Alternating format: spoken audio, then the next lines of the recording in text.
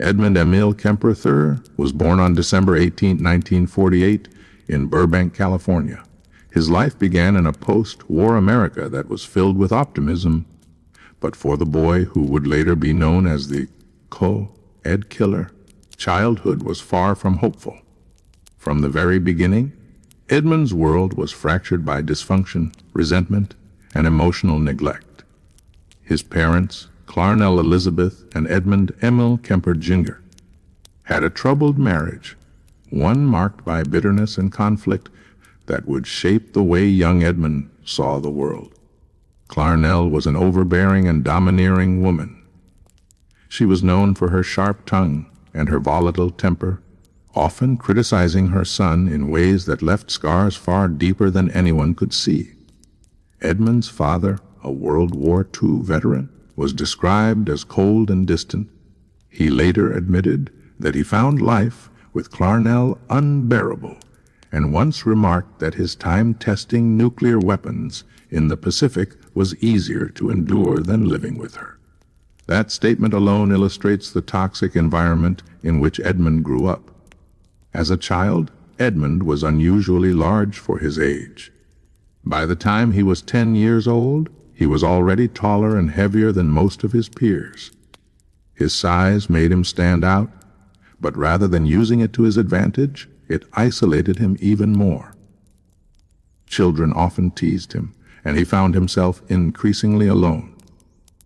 Isolation would become a theme that followed him throughout his life, and his loneliness grew into something dark, shaping his thoughts and desires in dangerous ways. The relationship between Edmund and his mother was particularly destructive. Clarnell frequently belittled him, calling him worthless and telling him that no woman would ever love him. She feared he might become like his father, and so she tried to break him down with harsh words and constant control. She even forced Edmund to sleep in a locked basement at night, convinced that he might harm his sisters. The dark, damp basement became a place where his imagination festered and where he began to dwell on disturbing fantasies that would one day evolve into reality. Despite this toxic environment, there were signs early on that Edmund was not an ordinary child. He displayed disturbing behaviors that shocked even those close to him. At the age of 10, he began engaging in cruel games with his sister's dolls. He would behead them, dismantle them, and later admitted that this act gave him a strange satisfaction. This was not just a child's harmless mischief. It was an early manifestation of the violent impulses that would later define his crimes. Kemper also displayed a fascination with death. He buried the family cat alive, later digging it up to see what had happened to the body. When another cat in the household began to show affection toward his younger sister instead of him, Edmund killed it too. He cut it into pieces and kept some of the remains in his closet until his mother found them. These acts of animal cruelty were a chilling preview of the future, where his violence would escalate from animals to human beings. By the time he was in middle school, Edmund had already begun to exhibit fantasies that centered on power, control, and violence. He later admitted that he dreamed of killing his mother, whom he both feared and hated. But he also began to develop sexual fantasies that intertwined with violence, imagining scenarios in which he could dominate, harm, and control women.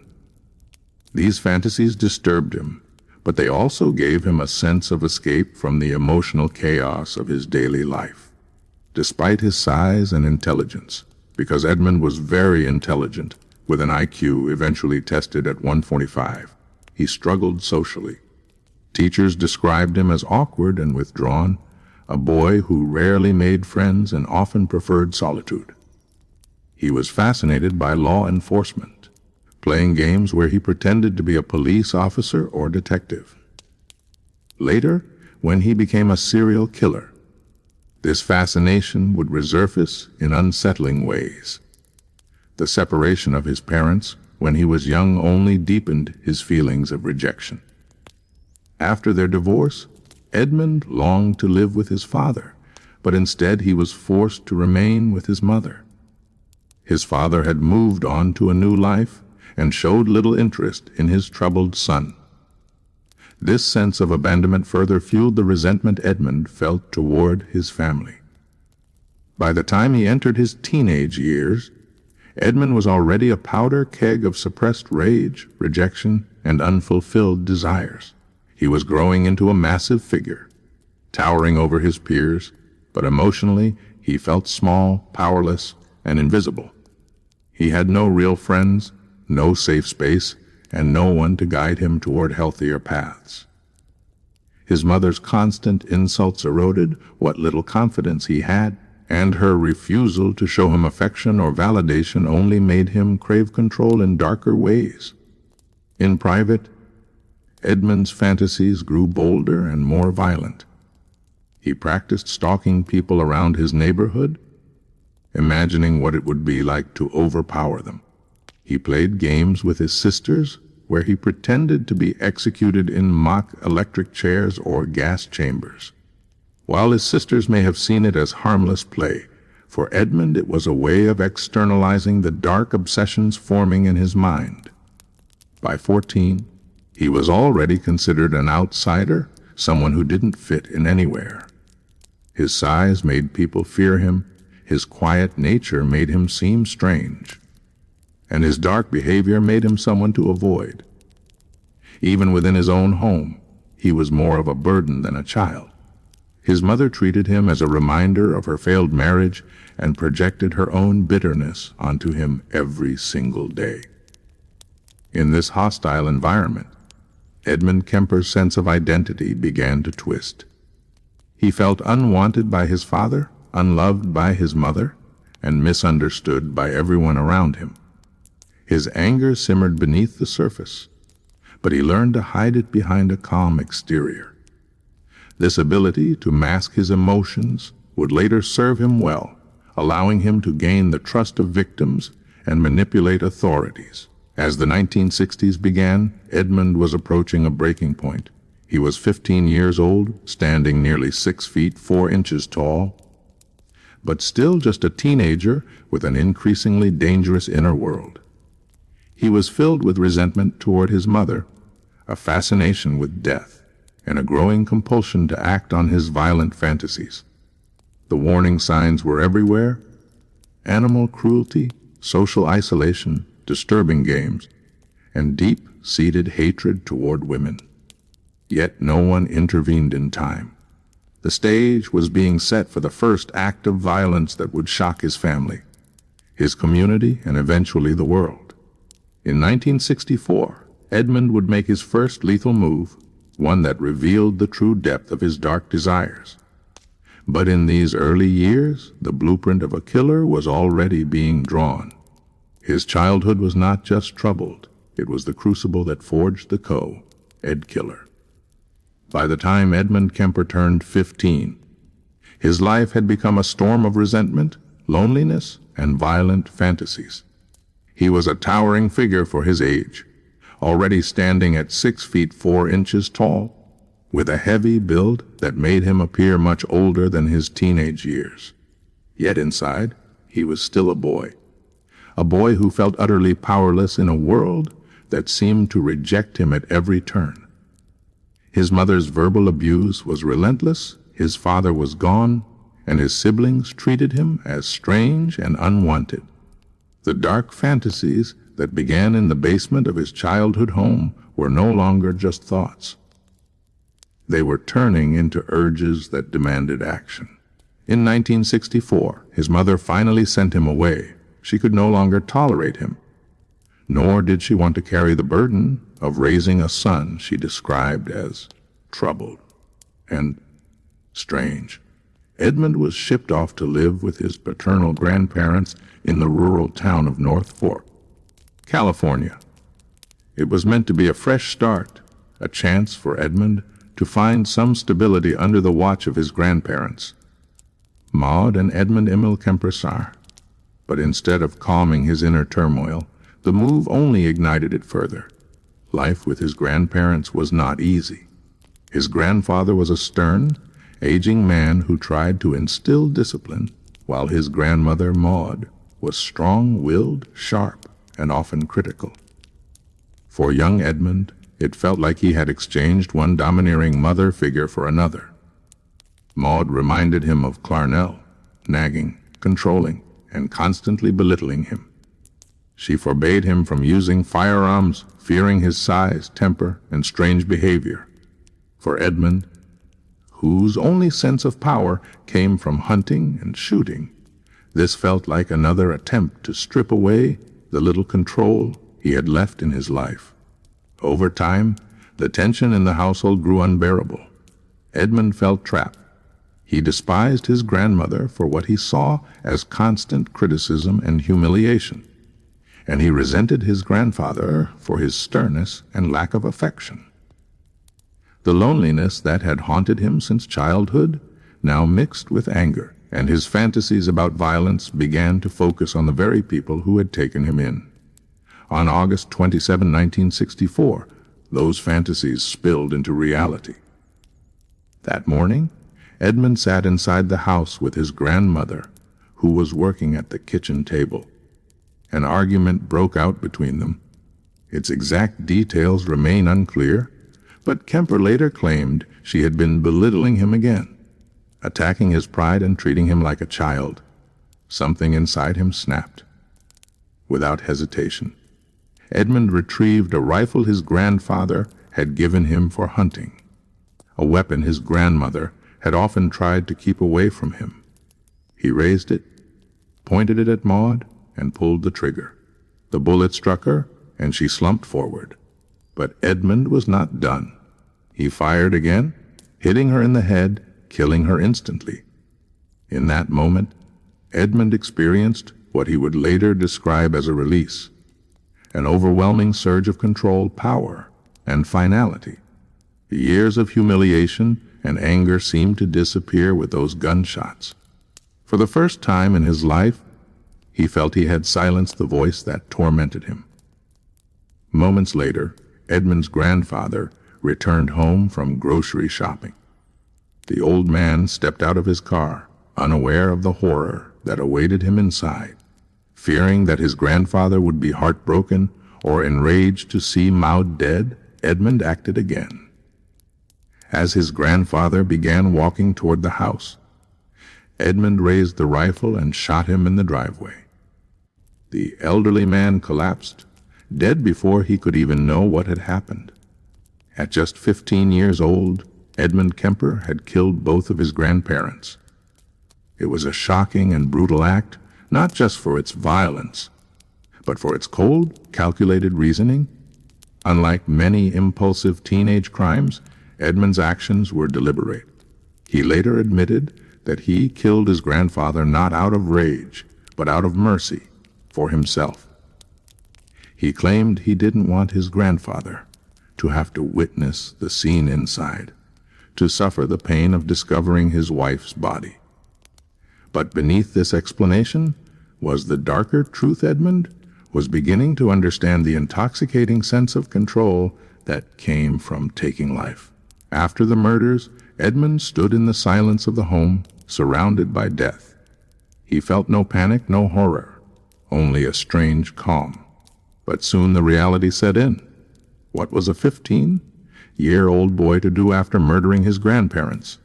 Unsure of his next steps, he did something that would define his dual nature for years to come. He calmly called his mother.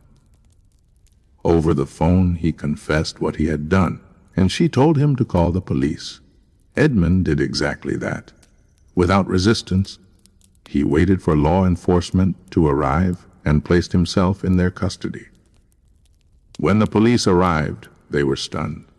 Before them stood a 6'4" teenager who appeared more like a grown man, confessing without hesitation that he had killed his grandparents.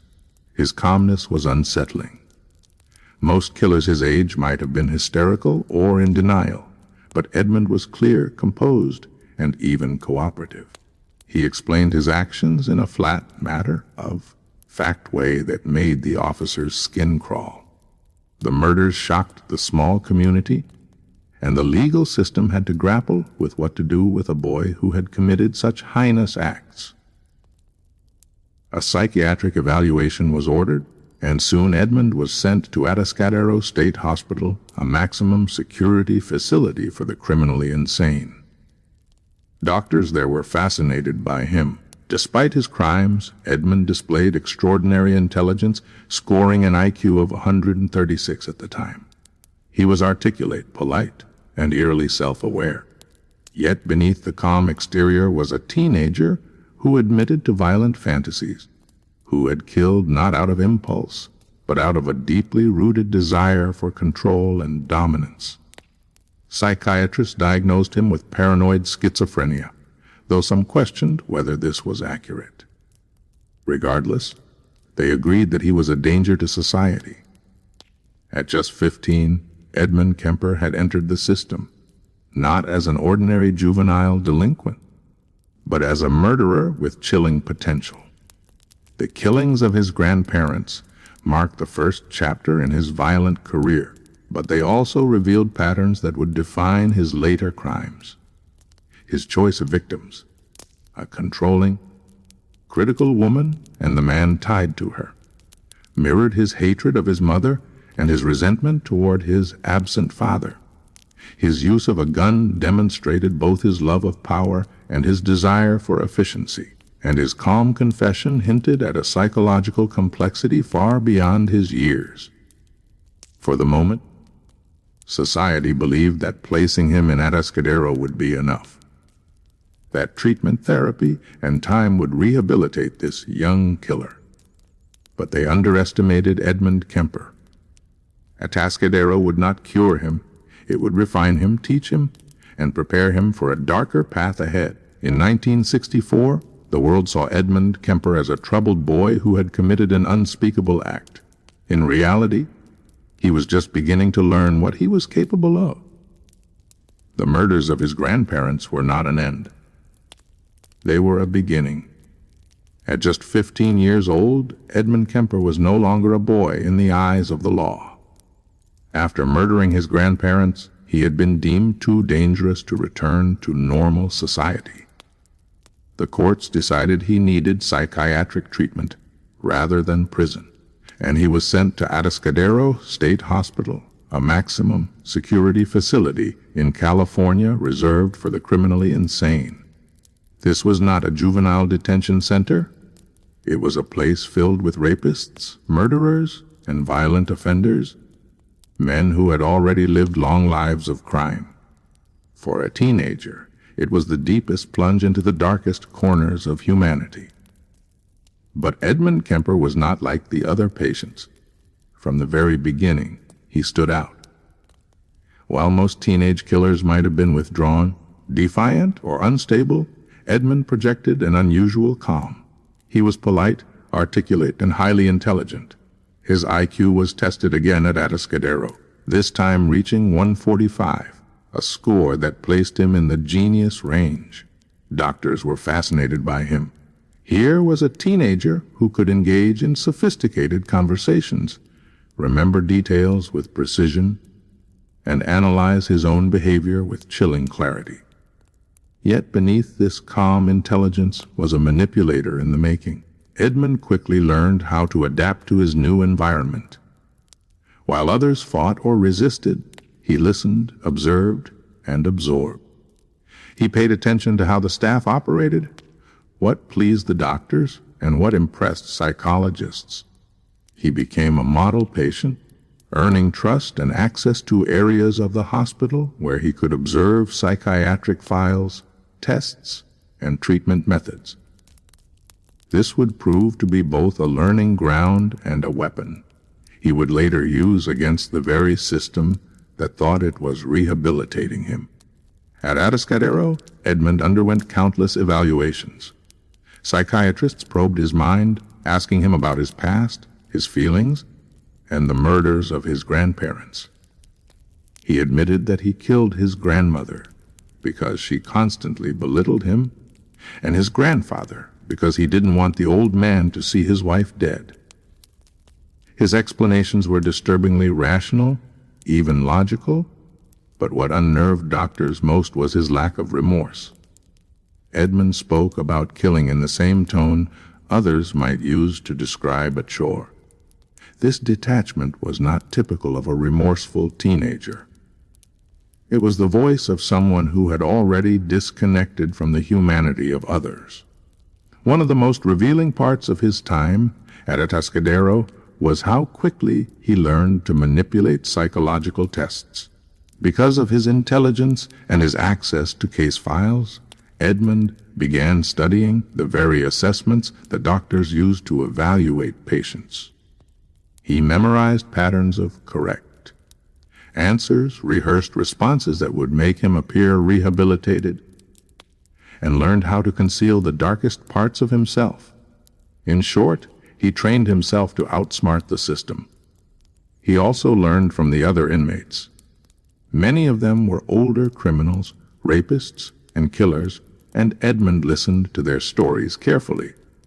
He later admitted that some of his methods for controlling and disposing of victims were ideas he picked up from fellow patients. At Atascadero, instead of being rehabilitated, Edmund was essentially educated in the art of crime. It was a criminal school for a mind already wired for violence. Doctors debated his diagnosis. Some labeled him with paranoid schizophrenia, though others noted that he showed no true signs of psychosis. Instead, he displayed traits of a sociopath, calm, calculating, and devoid of empathy. Despite these concerns, Edmund's intelligence and cooperative behavior convinced many that he was making progress. He appeared respectful, engaged in therapy sessions, and expressed a desire to change. To the untrained eye, he looked like a success story in the making. But deep inside, Edmund's fantasies were not fading. They were growing. Isolated in a hospital surrounded by violent men, he retreated into his mind, where he built elaborate scenarios of domination, control, and murder. He fantasized not just about killing, but about what it would feel like to manipulate, to dismember, and to use power over helpless victims. The seeds of necrophilia and sexual violence began to form during these years. He learned to keep these thoughts to himself, knowing full well that sharing them would keep him locked away. By 1969, Edmund had spent nearly 5 years at Atascadero. He had entered as a 15-year-old boy, awkward and socially stunted, and emerged as a 21-year-old man, taller, larger, and sharper than ever. He now stood at 6 feet 9 inches, a giant by any standard, and his calm demeanor made him seem even more imposing. He had also convinced the staff that he was no longer a threat. Doctors began to recommend his release, citing his progress and apparent rehabilitation. They argued that Edmund had matured, that he was remorseful, and that he could rejoin society safely. Despite warnings from some psychiatrists who believed he remained dangerous, the system leaned toward optimism. He was, after all, a young man who had spent his formative years under intense psychiatric care. Surely that had made a difference. The final decision came in 1969. Edmund Kemper was released back into the custody of his mother. Against the recommendations of some staff who feared his unresolved hatred toward women, the system allowed him to walk free. Official reports even described him as having, whom proved, and being no longer a danger. In reality, he had simply mastered the art of saying what the doctors wanted to hear. The irony was chilling. The same facility that was supposed to protect society from dangerous minds had instead trained one of the most dangerous killers of his generation. Atascadero had given Edmund knowledge of psychology, insight into criminal behavior, and the tools to manipulate authority figures. It had taken a troubled teenager and returned to the world a fully grown man, stronger, smarter, and far more dangerous than before. As Edmund left Atascadero, he carried with him not just his freedom, but also a sharpened understanding of how to hide his darkness. He knew how to appear normal, how to gain trust, and how to convince others that he was harmless.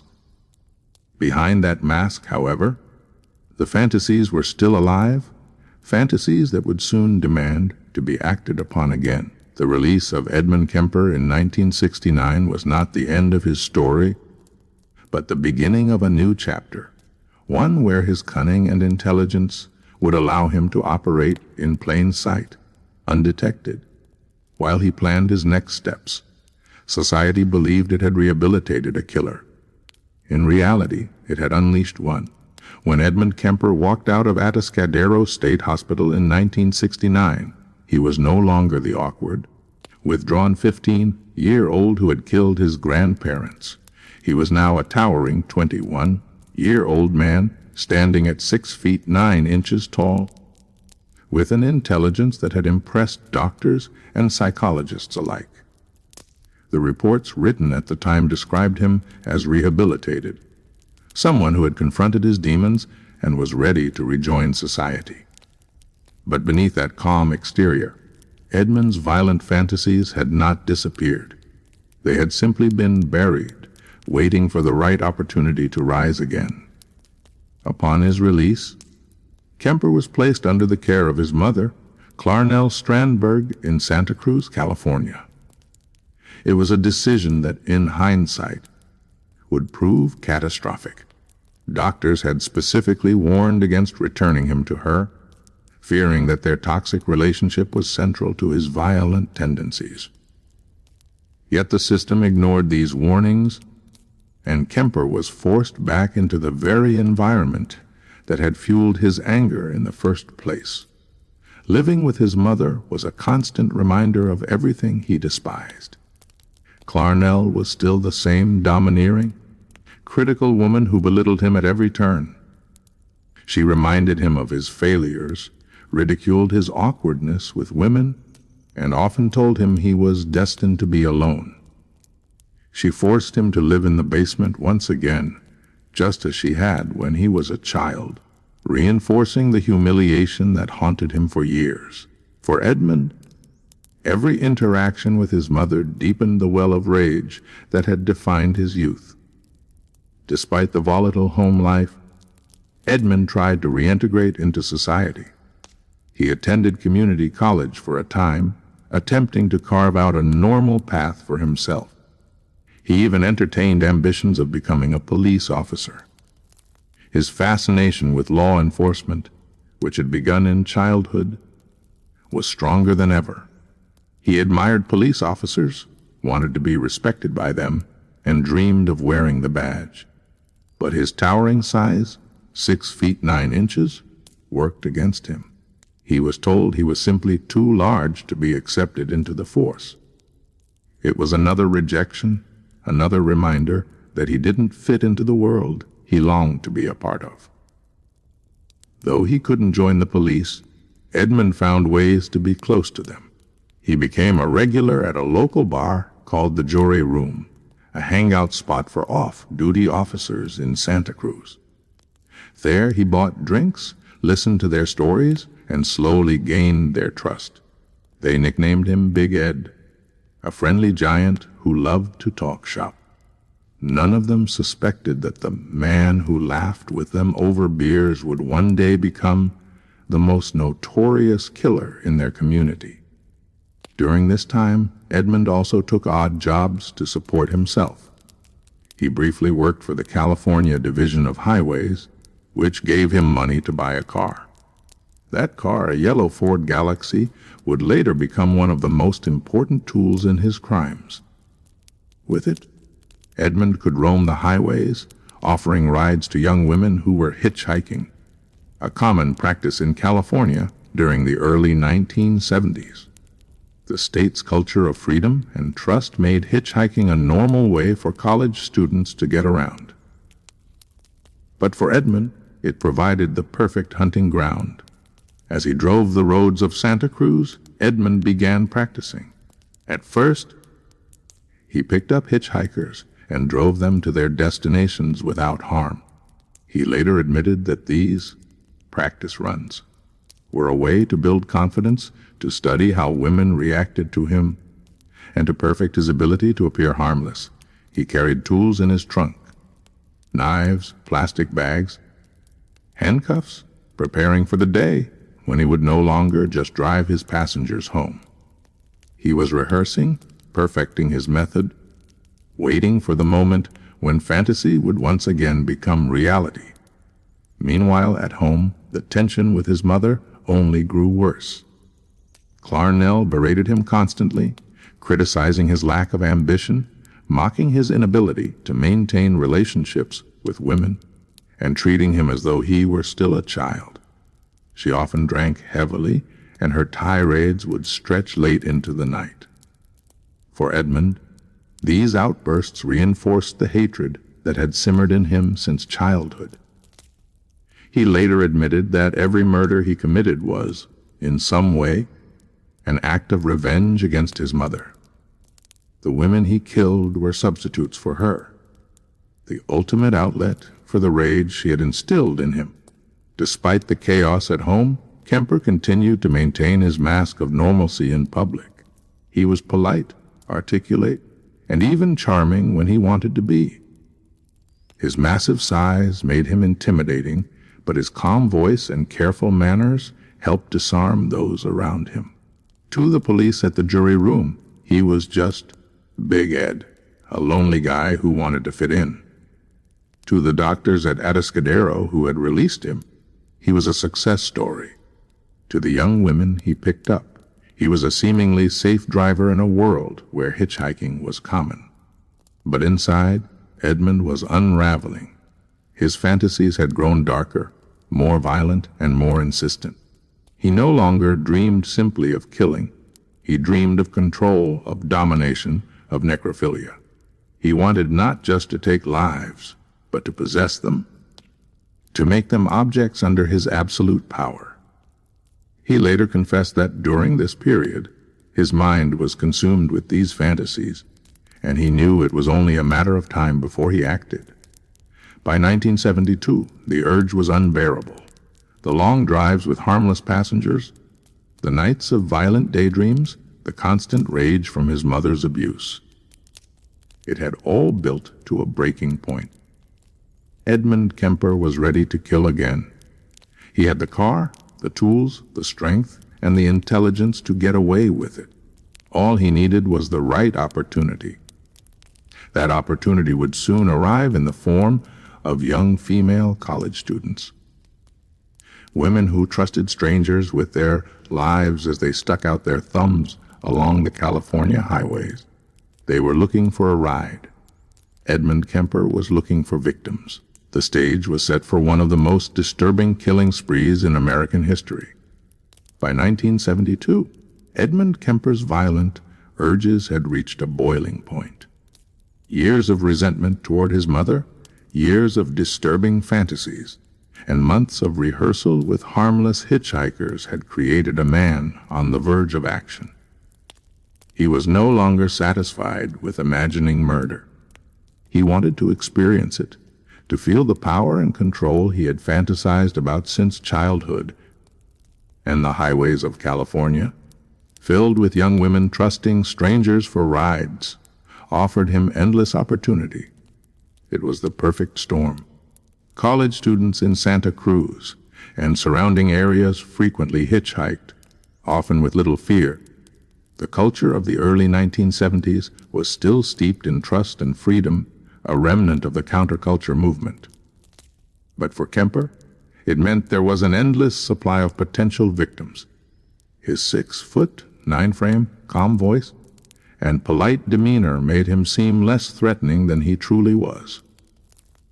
In his car, with his tools hidden in the trunk, he appeared to be just another helpful driver. On May 7, 1972, Kemper committed his first known co-ed murders. He picked up 2 Fresno State students, Marianne Pess and Anita Luchessa, who were hitchhiking to Stanford University. They trusted him, climbed into his yellow Ford Galaxy, and set off toward what they thought was a safe ride. But once they were in the car, Kemper drove them to a remote area near Alameda. There, he produced a gun and handcuffs, asserting his control with calm authority. The girls were terrified, but Edmund was methodical. He handcuffed Mary Ann and locked Anita in the trunk. In the quiet isolation, Edmund acted on his fantasies. He stabbed and strangled Mary Ann to death before moving on to Anita, who remained trapped in the trunk, listening to her friend's murder. When he finally opened it, he killed her too. The brutality was chilling, but Edmund felt something he had long desired: the intoxicating mix of power, control, and finality. He had not just killed, he had dominated. After the murders, Edmund faced a new challenge: disposal. He transported the bodies back to his apartment, where he dismembered them with precision. He later admitted to performing sexual acts with the corpses, an escalation of his violent fantasies that now became reality. He placed the remains into plastic bags and left them near Loma Prieta Mountain. For Edmund, this was both practical and ritualistic. He was learning how to handle the aftermath of murder, how to clean up, how to conceal, how to live a double life. When the two young women were reported missing, there was no immediate connection to Edmund. The era was marked by many cases of missing hitchhikers, and without witnesses or evidence, the disappearances faded into the background noise of unsolved mysteries. For Edmund, this lack of suspicion was empowering. He had taken 2 lives, and the world carried on as if nothing had happened. Just a few months later, in September 1972, he struck again. This time, his victim was Aiko, a 15-year-old Korean American ballet dancer who was hitchhiking to dance class. Kemper offered her a ride, and as with the others, she accepted. Once again, he pulled out a gun, using his calm voice to keep her compliant. He drove her to a secluded location where he strangled her to death.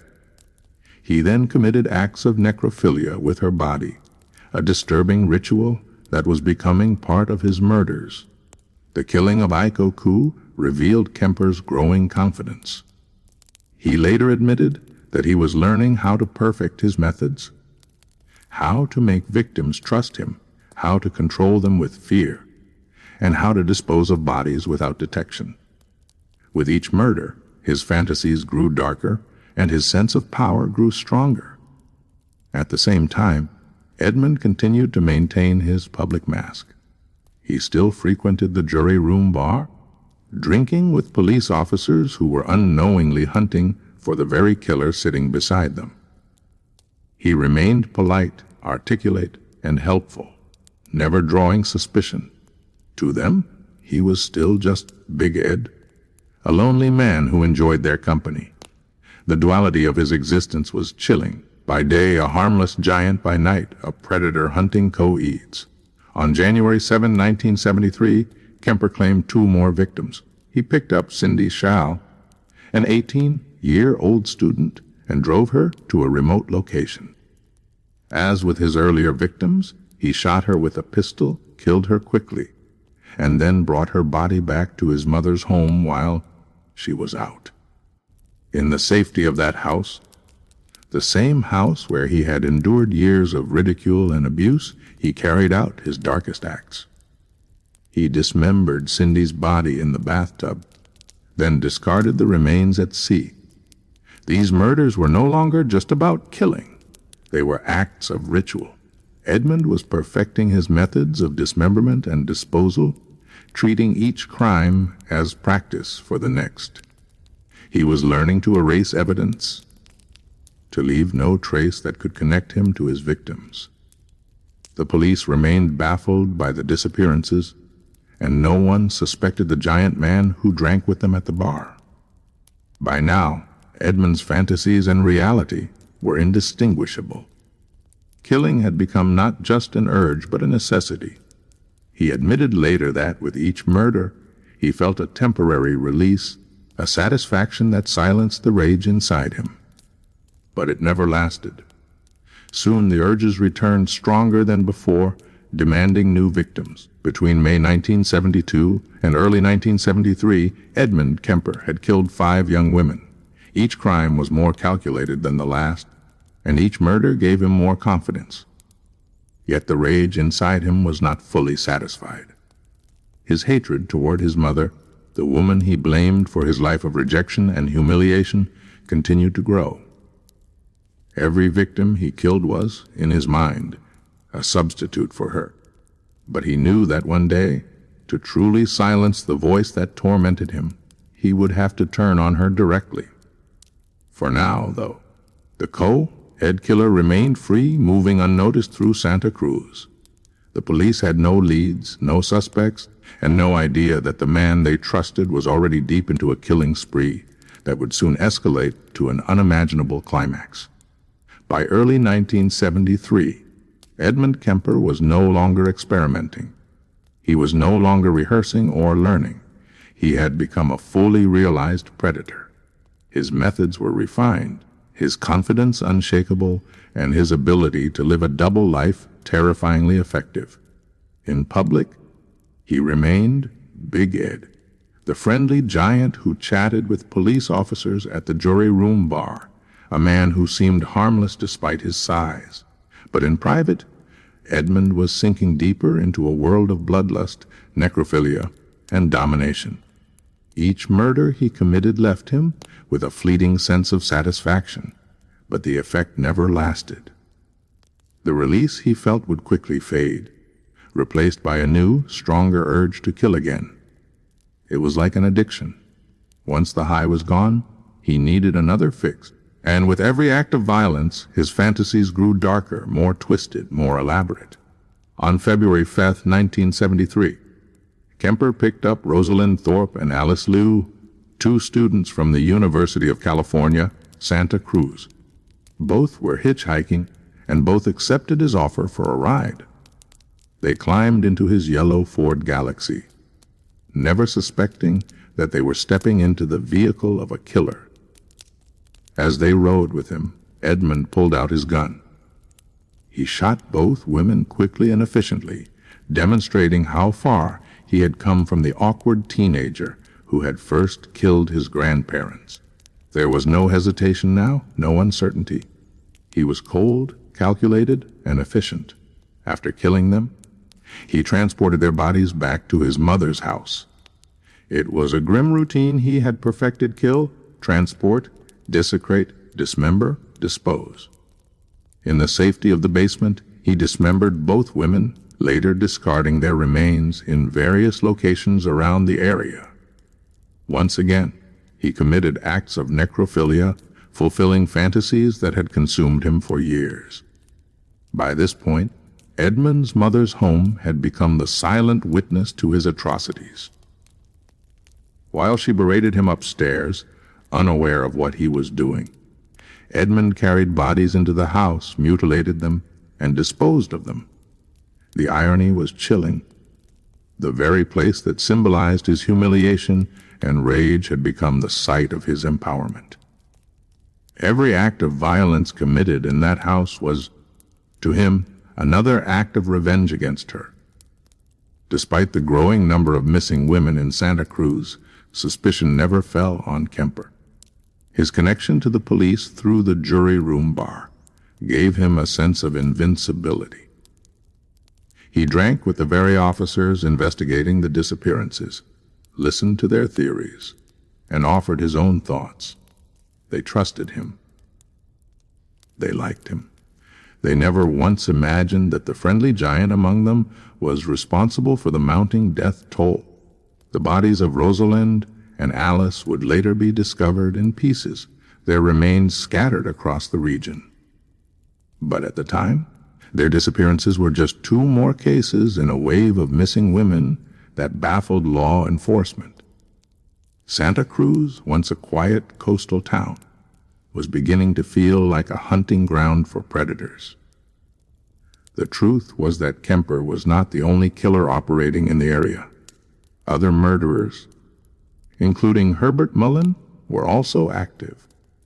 The overlapping crimes created confusion, making it even harder for police to connect the dots. For Edmund, this confusion was a shield. He knew the police were overwhelmed, chasing leads that often went nowhere. And he took pleasure in knowing that he was right under their noses. His ability to evade suspicion reinforced his belief that he was smarter than everyone else, that he could keep killing without ever being caught. But no matter how many victims he claimed, Edmund's hatred toward his mother only intensified. In his own words, every victim he picked up represented her. Every act of violence was a rehearsal for the ultimate act he longed to commit, killing Clarnell. She was the root of his rage, the voice in his head that told him he was worthless, the woman who humiliated him from childhood into adulthood. To silence her forever would be, in his mind, the final victory. Yet Edmund waited. He knew killing his mother would be dangerous. If he eliminated her too soon, suspicion might fall on him. He needed to perfect his methods first, to ensure that when the time came, he would succeed. In the meantime, he continued hunting, continued practicing, continued feeding the urges that consumed him day and night. By March of 1973, Edmund had killed at least 6 young women in addition to his grandparents years earlier. He had become a master of deception, able to switch between his public persona and his private monstrosity with ease. But he was also reaching a breaking point. The temporary relief of killing strangers was no longer enough. The rage inside him demanded more, and he knew exactly where to direct it. The escalation of violence in Edmund Kemper's crimes was not just about numbers. It was about psychology. With each murder, he became more detached from humanity, more comfortable with desecrating bodies, more consumed by his fantasies. He was learning to see people not as human beings, but as objects to be controlled, used, and discarded. His crimes were not random acts of violence. They were rehearsals, each one bringing him closer to the day when he would finally confront the woman he truly wanted to kill. The Ed Killer was growing bolder. Santa Cruz was becoming more fearful, and Edmund Kemper was standing on the edge of his most defining moment. The murders of young women had been practice, but soon he would unleash his full fury on the one person he hated most, his mother. By the spring of 1973, Edmund Kemper had reached the breaking point. The murders of young women had temporarily silenced the rage inside him, but the satisfaction was fleeting. No matter how many lives he took, one voice remained constant, sharp and cruel: his mother's. Clarnell Strandberg had haunted him since childhood, belittling him, mocking him, and reminding him of his inadequacy. Every insult, every rejection, every moment of humiliation had built into a storm of hatred. For Edmund, every Ed he picked up had been a substitute for his mother. Each murder was a symbolic strike against the woman who had shaped his misery. But substitutes were no longer enough. The urge to kill Clarnell directly had become overwhelming. He knew that the only way to silence her forever was to make her his final victim. On the night of April 20, 1973, Edmund returned home to his mother's apartment after spending time out. It was late, around 4 a.m. His mother was awake, reading a book in bed. As usual, their interaction was sharp and filled with tension. She made a cutting remark, telling him, "I suppose you're going to want to sit up all night and talk now." Those words, dripping with sarcasm, triggered something deep inside him. This was the moment he had fantasized about for years. Edmund left the room, retrieved a claw hammer, and returned to his mother's bedside. As she slept, he struck her violently in the head, crushing her skull. The force of the blows silenced the voice that had tormented him his entire life. But he was not finished. To Edmund, this was not just a murder, it was an execution, a symbolic act of vengeance. He slit her throat, ensuring her death, and then decapitated her. The aftermath was gruesome. Edmund carried out acts of mutilation that revealed the depth of his rage. He used her severed head for disturbing rituals, including screaming at it, throwing darts at it, and even attempting necrophilia. He later admitted that he wanted to destroy the part of her that had mocked him most, her voice. In a chilling act of symbolism, he cut out her larynx and attempted to dispose of it in the garbage disposal. The machine rejected the tissue, spitting it back into the sink. A grotesque moment that even Edmund described with bitter irony. The murder of Clarnell was the culmination of everything Edmund had rehearsed. For years, he had practiced domination and disposal with strangers. But this act was deeply personal. It was not just about killing. It was about silencing the woman he believed had ruined his life. And yet, even after all of this, he was not done. The following morning, Edmund turned his attention to Sarah. Sally? Hallett, his mother's best friend. He had invited her over, luring her into the home under the pretense of dinner and conversation. When she arrived, Edmund strangled her almost immediately.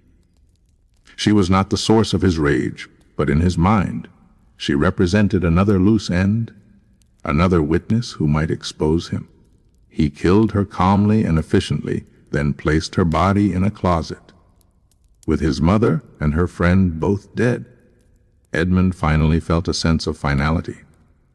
These murders were different from all the others. Killing strangers had been about release, but killing Clarnell was about closure.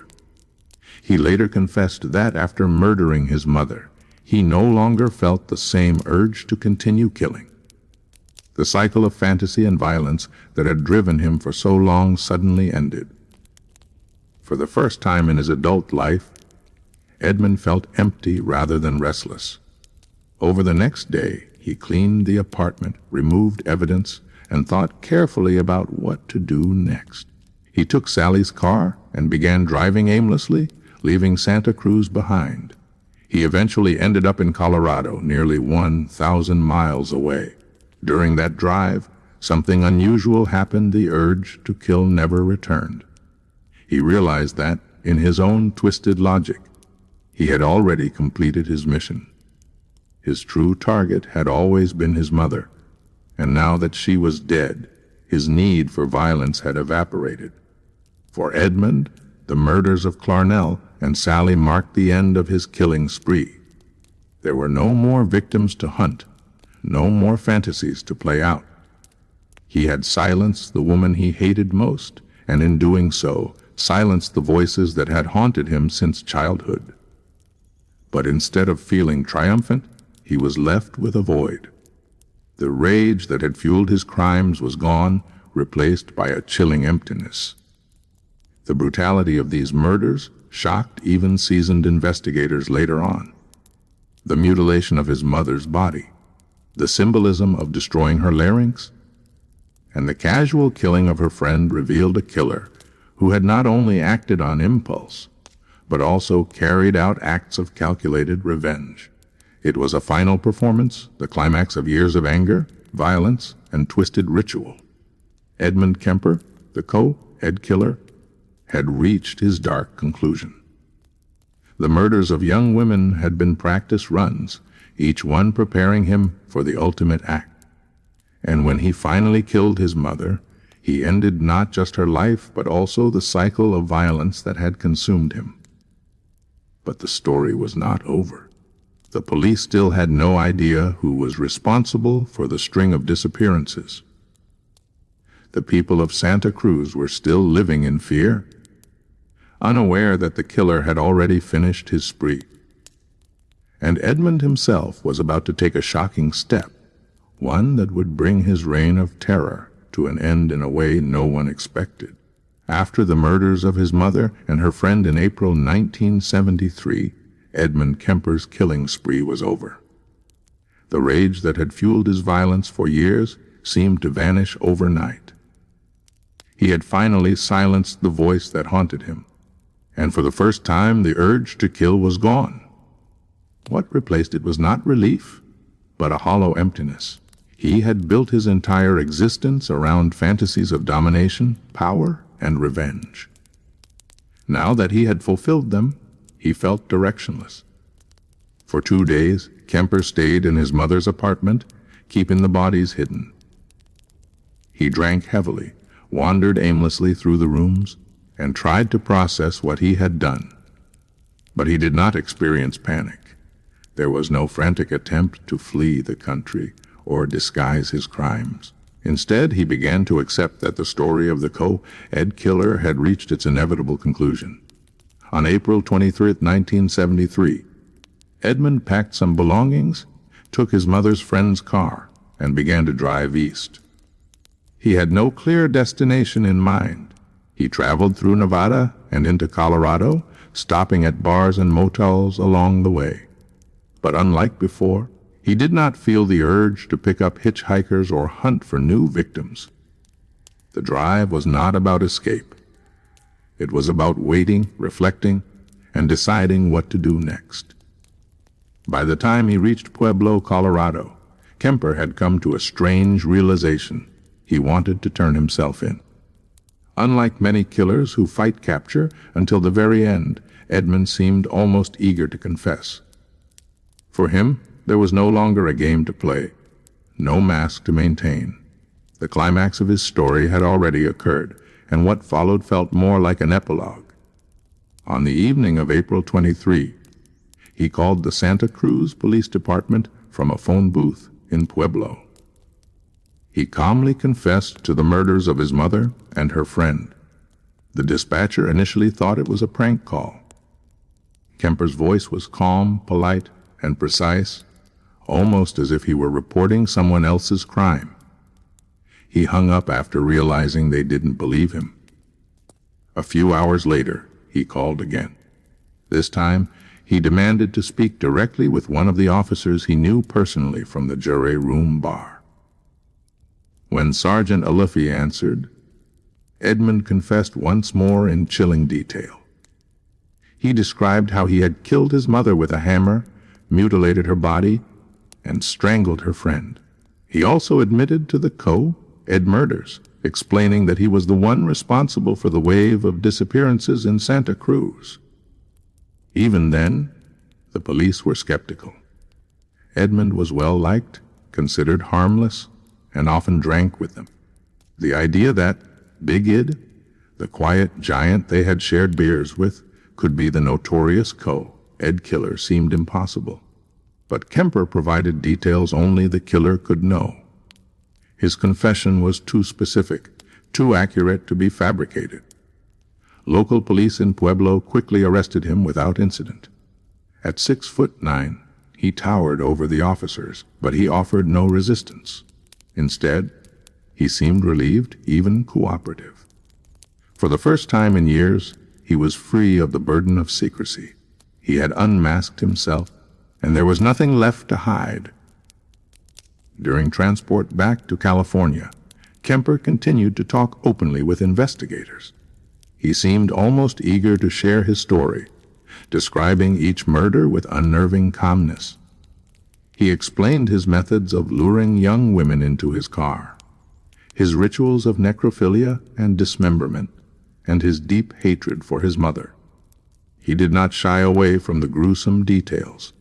In fact, he offered them willingly, as though explaining a puzzle he had finally solved. The police were stunned. They had spent months investigating the disappearances, frustrated by dead ends and false leads, never suspecting the man who had sat beside them at the bar. Now the killer himself was handing them the case on a silver platter.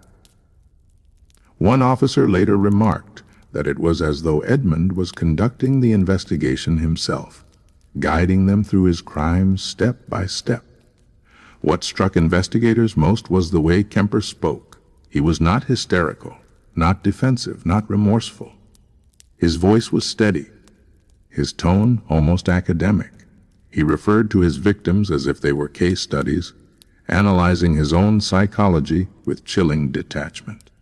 He explained that the murders of the co-Eds had been practice, each one a rehearsal for the day he would finally kill his mother. And when he did, he said, the compulsion to kill ended. Kemper even commented on his own arrest with a kind of ironic satisfaction. He told officers that he had turned himself in because he feared he might begin killing again if he didn't. With his mother gone, the rage had been extinguished, but the emptiness left behind could still drive him to seek release. Turning himself in, he said, was his way of ending the cycle before it restarted. Back in Santa Cruz, the reality of his confession began to sink in. Detectives searched his mother's apartment and found the horrific evidence that confirmed his story: blood, dismembered remains, and signs of the mutilation he had described. The case that had terrorized the community for nearly a year was finally solved, not through police work, but through the killer's own decision to give himself up. The community was left in shock. Edmund Kemper, the quiet, intelligent man known to police officers and neighbors alike, was revealed as one of the most brutal serial killers in American history. The very idea that he had been walking freely among them, buying drinks, holding conversations, offering a friendly smile, was almost too much to believe. But Edmund Kemper had no interest in escaping justice. He had orchestrated his own ending, handing himself over with full awareness of what awaited him. For him, the murders were never about money, theft, or even escape. They were about power, control, and revenge. And now, with those urges satisfied, he was ready to face the consequences. The confession marked the end of his reign of terror, but it was only the beginning of the legal and psychological unraveling of his story. The trial ahead would reveal even more disturbing truths about his mind, his motives, and his crimes. But one fact was already clear. The Ed Killer had finally unmasked himself, and the monster hiding in plain sight was Edmund Emil Kemper III. When Edmund Kemper returned to California in late April 1973, he was no longer a mystery. He was no longer the faceless predator haunting the highways of Santa Cruz. He was the man behind the missing women, the man who had murdered his mother, and the man who had calmly confessed his crimes. Yet the question remained, what would society do with him? The trial of Edmund Emil Kemper III would test not only the legal system, but also the boundaries of human understanding. How could a man so intelligent, so articulate, and so seemingly rational commit crimes so grotesque, so inhuman, and so methodical? Was he insane, or was he fully aware of every choice he made? This debate would shape the courtroom proceedings and ultimately determine his fate. From the very beginning, Kemper cooperated fully with law enforcement and prosecutors. He provided detailed confessions, retraced his steps, and even explained the psychological impulses that drove him. He never attempted to deny or minimize his crimes. In fact, he seemed almost eager to share them, as though dissecting his own behavior like a case study. His chilling honesty left little doubt that he was guilty, but it also opened the door to questions about his sanity. The prosecution's case was straightforward. Kemper had confessed to 8 murders, 6 college-aged women, his mother Clarnell, and her best friend Sally Hollett. The physical evidence from his mother's apartment, the remains recovered from various locations, and the precise details he offered all confirmed his guilt. The state charged him with 8 counts of first-degree murder, each one a reflection of his cold and calculated violence. But the defense had only one possible strategy: insanity. Kemper's crimes were so extreme, so beyond the comprehension of ordinary behavior, that his attorneys argued he must have been insane at the time of the murders. They highlighted his childhood history of psychiatric treatment, his stay at Atascadero State Hospital, and the disturbing fantasies that had plagued him for years. They pointed to the mutilations, the necrophilia, and the rituals as evidence of a deeply disordered mind incapable of distinguishing right from wrong. The prosecution, however, rejected this argument. They emphasized Kemper's intelligence and his deliberate planning. He had carefully chosen his victims, concealed evidence, and successfully evaded detection for nearly a year. He had maintained a social mask, befriending police officers and blending into the community. His ability to switch between his murderous private life and his calm public persona demonstrated not insanity, but control. He knew exactly what he was doing, they argued, and he knew it was wrong. The trial began in October 1973 in Santa Cruz. Journalists from across the country descended on the courthouse, eager to cover the story of the 6'9" co-ed killer. The spectacle drew comparisons to earlier trials of infamous killers, but Kemper stood out for his demeanor. He was not wild, not defiant, not manipulative. He was calm, polite, and cooperative. So much so that many observers found it unsettling. Psychiatrists testified on both sides, offering conflicting views. Some agreed with the defense, diagnosing him with paranoid schizophrenia and arguing that he was not in control of his actions.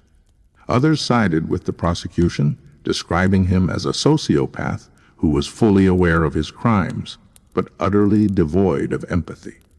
The jury listened carefully, but the ultimate question came down to one man, Edmund Kemper himself.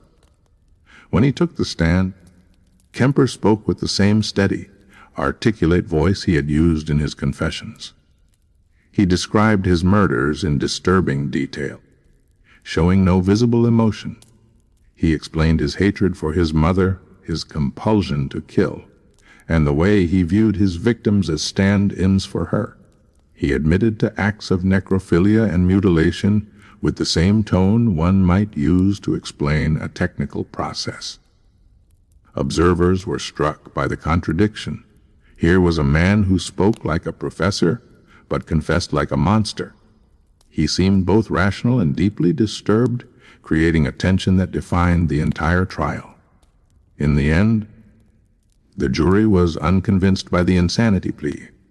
They concluded that while Kemper may have been deeply disturbed, he was not legally insane. He knew what he was doing, he understood the difference between right and wrong, and he acted with deliberate intent. On November 8, 1973, Edmund Kemper was found guilty of 8 counts of first-degree murder. The sentencing phase followed quickly. California had suspended the death penalty at the time, meaning Kemper could not be executed. Instead, the judge handed down the maximum possible punishment, 7 years to life for each count, to be served concurrently. In effect, Edmund Kemper would spend the rest of his life behind bars. At his sentencing, Kemper once again displayed his unsettling mix of calmness and insight. He reportedly requested the death penalty, telling the court that he wished to be executed by torture. But since execution was not an option, he accepted his life sentence without protest. His words and demeanor suggested not remorse, but resignation. His mission in his mind was complete, and now he would live out the consequences. Following the trial, Kemper was sent to California Medical Facility in Vacaville, a prison known for housing inmates with psychiatric issues. There, he began what would become decades of incarceration, during which he continued to speak openly with psychologists, criminologists, and journalists about his crimes. Unlike many serial killers who deny or minimize, Kemper embraced his role as a subject of study. He analyzed his own psychology, offered insights into his compulsions, and even warned about the dangers of releasing killers like himself. The trial of Edmund Kemper left the public horrified but also fascinated. He was not the stereotypical madman or wild, clear-eyed lunatic. He was intelligent, articulate, and disturbingly self-aware. His case blurred the line between insanity and evil, forcing society to confront uncomfortable truths about the nature of violence and the human mind. In the end, justice was served, not with execution, but with permanent removal from society. The Ed Killer, who had terrorized Santa Cruz and mutilated lives with chilling precision, would never walk free again. But for many, the most unsettling aspect was not that Edmund Kemper was locked away. It was the realization that for nearly a year he had lived among ordinary people, hiding in plain sight, trusted and even liked. His trial and sentencing closed the chapter on his crimes, but the haunting questions he left behind would linger for decades. When Edmund Kemper was sentenced in November 1973, his fate was sealed. He would never again walk free. At just 24 years old, the Ed Killer began a life behind bars that would stretch on for decades. Yet prison did not silence him. Instead, Kemper transformed into one of the most studied and infamous serial killers in American history. His crimes were horrifying, but his willingness to discuss them openly made him both a chilling presence and a valuable subject for psychologists and criminologists. Kemper was first placed in the California Medical Facility at Vacaville, a prison designed for inmates with psychiatric needs. There, he became a model prisoner. Unlike other inmates who rebelled against authority, Kemper complied with rules, cooperated with staff, and even contributed to prison programs. He was known for his intelligence and his ability to hold articulate conversations, qualities that made him stand out in the prison environment. One of the most unusual aspects of Kemper's prison life was his participation in a program where inmates recorded audio books for the blind. Using his deep, steady voice, Kemper narrated thousands of hours of literature, from children's books to novels. For years, people across the country unknowingly listened to the voice of a serial killer reading bedtime stories and classics. To some, this was a disturbing irony. To others, it was a strange example of rehabilitation within the confines of prison. But Edmund's cooperation went far beyond reading books. He became a willing subject for countless interviews and psychological studies. Unlike many killers who deny responsibility or minimize their crimes, Kemper embraced the role of teacher. He explained his thought processes, his fantasies, and the compulsion to kill with unnerving clarity. His ability to articulate the psychology of murder made him a case study for the FBI's behavioral science unit. During the 1970s, when the FBI was developing its early profiling techniques, Kemper's insights proved invaluable. Agents such as Robert Ressler and John Douglas interviewed him extensively, using his detailed confessions to better understand the minds of serial killers. He explained how he gained his victims' trust, how he controlled them, and how his rage toward his mother drove his actions. His case contributed to the development of criminal profiling techniques that would later be used to catch killers across the country. Yet, despite his cooperation, Kemper never expressed true remorse. He spoke about his crimes with detachment, analyzing them as though they were experiments rather than tragedies. He admitted what he had done.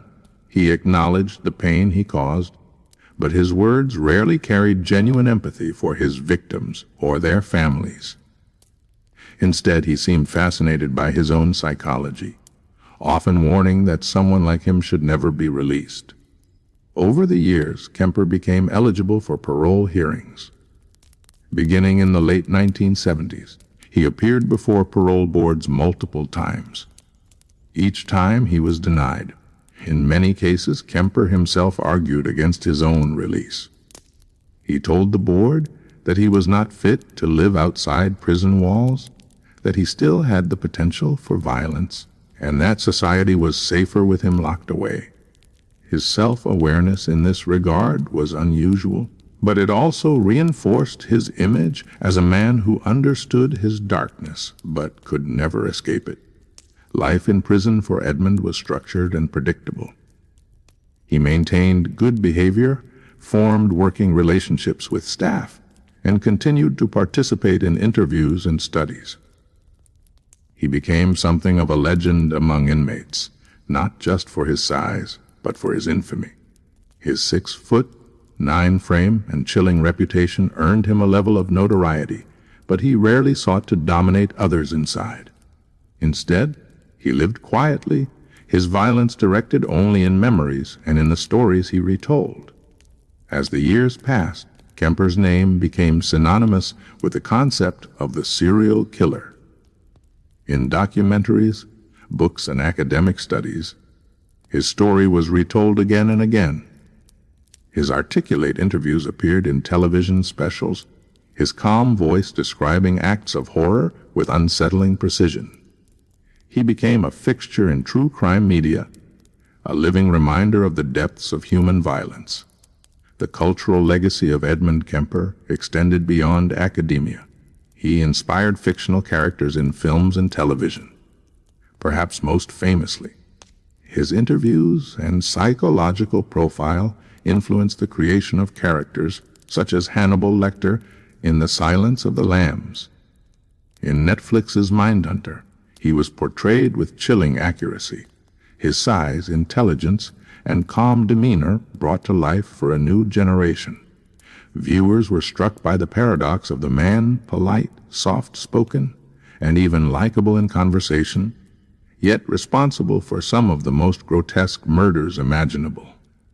For victims' families, however, the legacy was far darker. The lives of Mary Ann Pess, Anita Luchesa Ekoku, Cindy Shaw, Rosalind Thorpe, Alice Liu, Clarnell Strandberg, and Sally Hallett were cut short in brutal fashion. Their loved ones were left with memories and grief, their lives forever marked by the absence. The notoriety of Kemper sometimes overshadowed the stories of his victims, but their suffering remains the true center of his crimes. In later years, as his health declined, Kemper withdrew from the spotlight. He suffered from diabetes, heart problems, and other chronic illnesses. His once imposing frame weakened, and he spent much of his time in medical care within the prison system. Yet, even in old age, his name continued to draw fascination. Students, journalists, and criminologists sought him out, hoping to understand the mind of the Ed Killer. Edmund Kemper's legacy is a troubling one. He was not only a murderer, but also a teacher of sorts. A man whose willingness to dissect his own darkness gave insight into the psychology of killers. His crimes revealed the devastating consequences of unchecked rage, unresolved trauma, and the ability of a predator to hide in plain sight. His life story remains a case study in how intelligence and charm can mask brutality, and how evil can wear the most ordinary face. As of today, Edmund Emil Kemper III remains behind bars, serving his life sentence. He has never been released, and by his own admission, he never should be. The Ed Killer's story is not one of redemption, but of warning, a reminder of what can happen when violence, resentment, and fantasy collide in the mind of a man with both the intelligence to deceive and the will to destroy. The name Edmund Kemper will forever be etched into the history of true crime, not because of the fascination he inspires, but because of the horror he inflicted. His legacy is not just in the interviews, the studies, or the media portrayals. It is in the silence left by the victims he took, the families he shattered, and the chilling reality that such a man once walked freely among us.